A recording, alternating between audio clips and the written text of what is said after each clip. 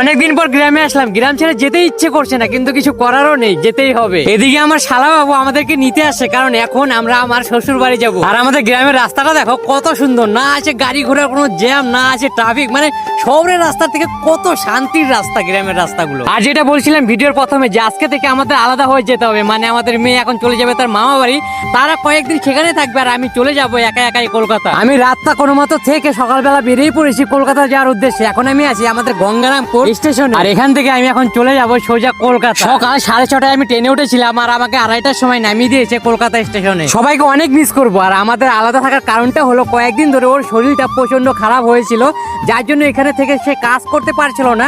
তার জন্য কয়েকদিন বাড়িতে সে রেস্ট করবে, হয়তো বাড়িতে রেস্ট করলে ঠিক হয়ে যাবে। ঠিক হওয়ার পরে সে আবার কিন্তু আমার কাছে মানে কলকাতায় চলে আসবে। আশা করি খুব তাড়াতাড়ি সে সুস্থ হয়ে উঠবে, আর আমরা আবার একসাথে থাকতে পারবো।